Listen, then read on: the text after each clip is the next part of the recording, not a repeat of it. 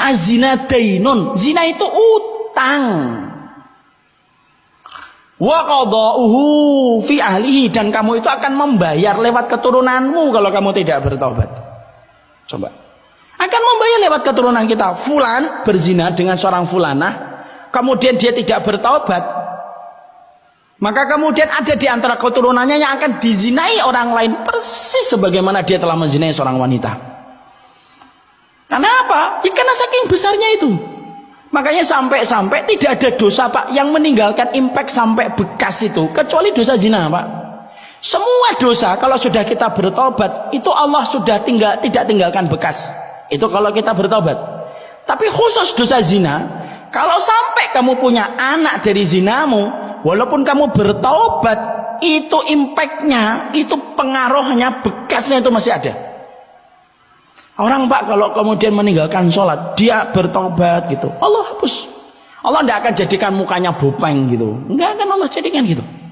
Orang minum khamr kemudian dia bertobat, sudah Allah terima insya Allah tobatnya kalau dia tobatan nasuha. Tapi kalau ada orang zina kemudian sampai hamil punya anak, walaupun bertobat, itu Allah tinggalkan bekasnya, dan Allah masih tetapkan hukuman walaupun dua-duanya sudah bertobat. A zina sama B lahir C. C ini tidak boleh bernasab kepada A, tidak boleh C bin A, haram, tidak boleh. A nggak boleh kemudian mengaku ini adalah anak kemudian syar'inya, tidak boleh, hanya bisa mengaku anak biologisnya.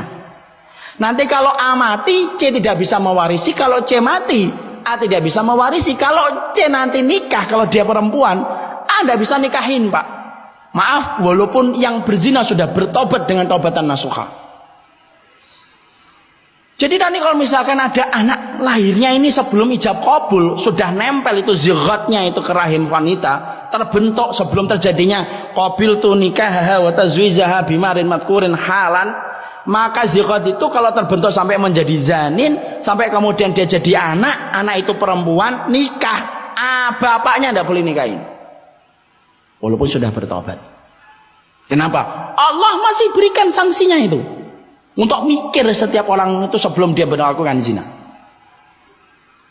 Makanya kemudian akhirnya apa? Itu saking besarnya. Makanya saya pernah nyampaikan materi kayak gini. Ada seorang bapak-bapak habis kajian yang insya Allah beliau, semoga Allah terima taubatnya, karena nampak beliau itu betul-betul berubah.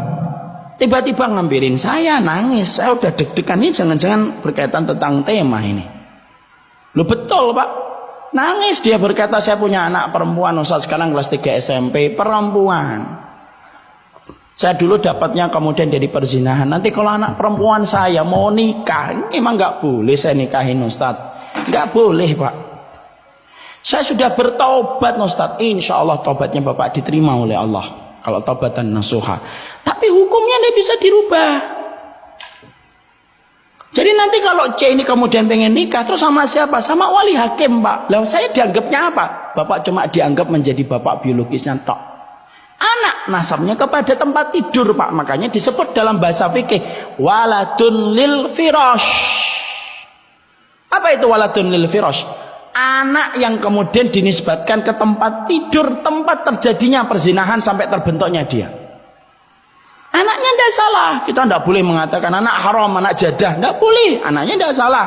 Ini orang tuanya Pak. Saking kemudian besarnya masalah perzinahan itu. Makanya sampai kemudian kita dapatnya orang kalau sampai berzina itu. Pertama orang kalau sampai booking perempuan sampai berzina itu, saya tidak bisa bayangkan itu. Ada bapak-bapak bisa kemudian zina, pulang ke rumahnya, ketemu istrinya bisa senyum, ketemu anak perempuannya. Loh, terus di mana ini pikirannya ini? Karena kemudian air yang paling najis sudah dia tumpahkan kepada rahimnya seorang wanita, padahal dia punya seorang istri dan punya anak perempuan. Karena kita hari ini hidup pada zaman ketika zina itu menjadi perkara yang biasa, dianggapnya dosa kecil. Bahkan sampai Nabi mengatakan hatta lostostumuhu fit tariqi la fa'altumuh. Lu sampai nanti satu keadaan orang itu saking banyaknya orang berzina, orang kafir itu nyontohkan berzina di pinggir jalan. Setiap orang nanti akan nyontoh bagaimana itu cara berzina di pinggir jalan. Masya Allah. Dan hari ini Pak, zina itu bukan di balik pintu, di depan pintu. di pinggir tol. Coba. Di semak-semak tebu, Pak. Coba itu. Perempuannya itu Masya Allah itu. Gimana itu di semak tebu itu? Kayak enggak punya harga aja. Dan itu dilakukan di banyak tempat. Makanya saya pernah ada itu salah satu dari jamaah saya itu yang beliau itu tobat gitu, hijrah, keluar dari satu pekerjaan. Saya nanya, kenapa antum keluar, akhi? Saya itu kerja ini. Loh, antum kan kerjanya itu kantornya itu memang tidak ada masalah, Pak. Tapi saya itu baru kaget. Dia itu mengatakan, saya itu ngatur gratifikasi, Ustaz. Gratifikasi sekarang itu bukan uang, perempuan. Coba. Saya itu yang ngatur gitu, kalau ada proyek itu supaya goal itu gimana, saya ngatur perempuannya, saya bookingin, kalau cocok nanti kemudian dipakai lagi. Masya Allah itu. Loh, kalau saya nggak dengar dari orang yang ngaji sendiri sama saya, susah saya percaya. Tapi itulah kenyataan yang terjadi. Padahal itu perkara besar di sisi Allah itu. Makanya saya tidak bisa habis pikir itu kalau kemudian kita susah payah, Pak, ngerawat anak perempuan kita gitu. Istri kita kemudian bersihkan kotoran, kemudian nyedot ingusnya ketika anak kita masih kecil, kitanya kerja dari jam 7 pagi sampai jam 5 sore, pulang sampai rumah jam 7, pulang jam 7 sampai rumah jam 9. Kadang-kadang saking capeknya kita nggak sempat makan malam, Pak. Lu anak kita dibawa orang, dipetik dengan cara yang haram, dizinai, setelah itu dikembalikan kepada kita. Lu apa nggak remuk itu hatinya orang tua kayak gitu tuh? Karena ini nggak masalah kecil, ini masalah gede banget, masalah perzinahan itu. Dan kita hidup pada zaman ketika orang itu menganggap zina itu biasa, tidak pernah biasa. Yang namanya zina itu tidak pernah biasa. Dan ini yang menjadikan akhirnya kita, kenapa kita selaku orang tua itu kalau punya anak perempuan harus digenggam kuat-kuat. Kita harus betul-betul berprofesi, kita harus punya sifat sebagaimana singa itu. Karena kalau kita nggak kayak singa kalau punya anak perempuan zaman hari ini, digondol, Pak, satu-satu ini. Kalau kemudian kita kayak kucing gitu, kemudian membiarkan anak perempuan kita pergi sama orang itu, kemudian kita anggap insya Allah tidak apa-apa. Lu kok yakin gitu loh? Emang anak kita kayak Nabi Yusuf? Tidak ada, Pak, laki-laki kalau sama perempuan tuh kecuali tumbuh 2 tanduknya di sini. Apalagi ngomong nanti sebelum jam 9 pulang ya. Emang kita kira setan tidur gitu sebelum jam 9 gitu. Sampai kemudian kita membiarkan anak kita jalan gitu. Padahal ini urusan besar. Sampai ada laki-laki yang berzina. Makanya sampai Allah mudahkan proses pernikahan itu. Kenapa?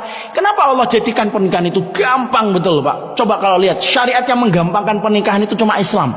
Coba bandingkan dengan Hindu, bandingkan dengan Kristen, bandingkan dengan agama-agama yang batil selain Islam. Semuanya ribet, Pak. Tapi yang paling gampang urusan pernikahan itu adalah Islam. Kenapa sampai Allah gampangkan urusan pernikahan? Cuma wali, ridhonya, wali. Kalau tidak bisa datang, ridhonya saja diwakilkan kepada orang yang diwakili oleh dia. 2 orang saksi, maharnya makan batagor juga boleh kalau istrinya ridho, perempuannya.